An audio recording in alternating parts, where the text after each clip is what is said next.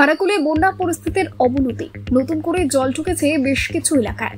আরামবাগ গড়ের ঘাট রাজ্য সড়কে বেড়েছে জল। মারুখানা পঞ্চায়েতের বেশ কিছু এলাকায় গতকালের থেকে জল বেড়েছে। বরহিজলি হান্ডুয়ার পাড়ায় পাড়ায় ঢুকেছে জল। ওই এলাকায় রাস্তাঘাটের পাশাপাশি ডুবেছে স্কুল। এর জেরে আপাতত পড়াশোনা বন্ধ। গ্রামের ভিতরের রাস্তায় কোমর সমান জল পেরিয়ে যাতায়াত করতে হচ্ছে মানুষকে। অনেক গ্রামে আবার বাড়ি থেকে জল পেরিয়ে উঁচু জায়গায় এসে পোশাক পরিবর্তন করে তবে নিজেদের কাজে যেতে পারছে। বারোখানা, ধলডাঙ্গা, বারুনন্দনপুরে বিঘার পর বিঘা সবজি চাষের জমি জলের তলায় তলিয়ে গেছে। বহু বাড়ির একতলায় ঢুকেছে জল। এর জেরে চরম ভোগান্তিতে সাধারণ মানুষ।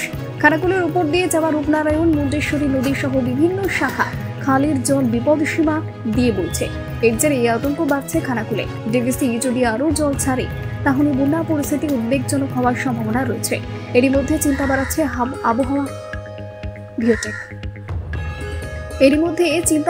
আবহাওয়া দপ্তরের বৃষ্টির পূর্বাভাস।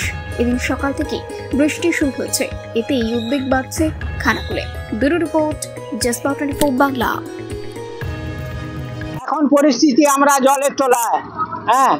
এখন বন্যার জল আমাদের এখানে সব পৌঁছে যাচ্ছে, আর মাটির বাড়ি সব পড়ে যাচ্ছে। আর গরু বাছুর কোথায় রাখবো, মানুষ কোথায় থাকবে? দোতলা বাড়িতে আরো জল ছাড়লে দোতলা বাড়িতে জল উঠে যাবে। ডিবিসি জল ছাড়ছে, ওই কারণেই তো আমাদের এখানে হুগলি জেলার শেষ সীমানায় আমরা আছি।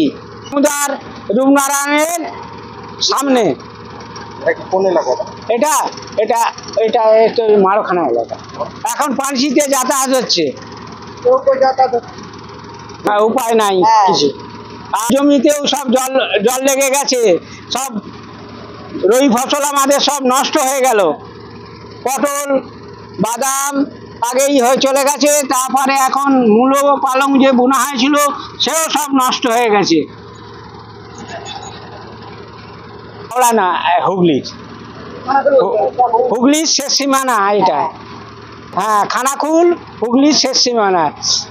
দামোদর, মুন্ডেশ্বরী, সে রূপনারায়ণ, আমরা সেখানে আছি এখন জলের তলায়।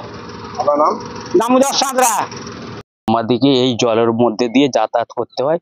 এরপরে আরো বন্যা পড়লে, আরো ডিবিসি জল ছাড়লে আমাদের আরো ক্ষতি। বুঝতে পারছেন, আমাদের ঘর দুয়ার সব ডুবে যায়।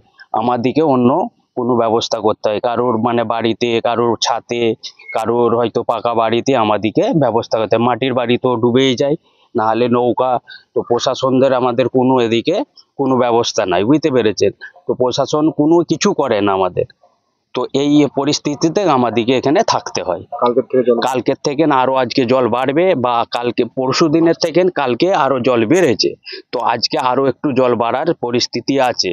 যেগুলো মাটির বাড়ি আছে, ছোটখাটো বাড়ির নিচে আছে, সেইগুলো সব ডুবে তলিয়ে গেছে, বুঝতে পেরেছেন। বহুত দুর্ভোগে, বহুত কষ্টের মধ্যে আমরা এখানে বসবাস করছি।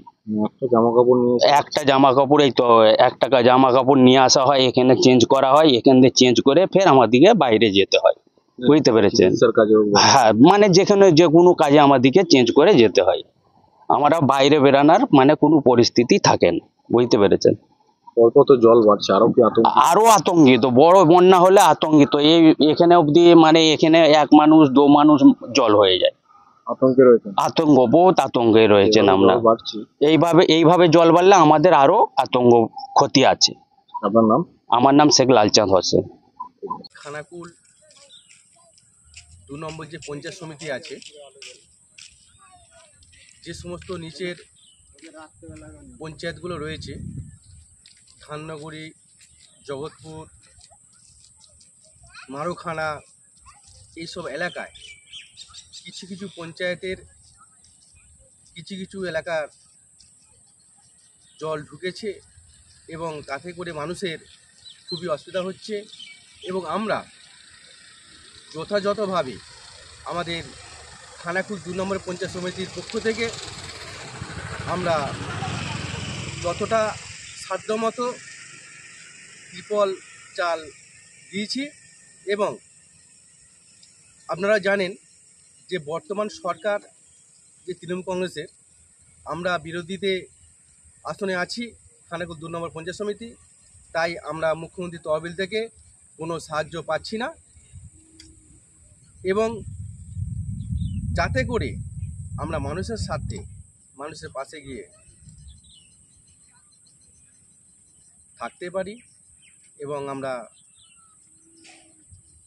যতটা সম্ভব আমরা পঞ্চায়েত সমিতির পক্ষ থেকে সাহায্য করতে পারি, এটাই আমরা চেষ্টা করি।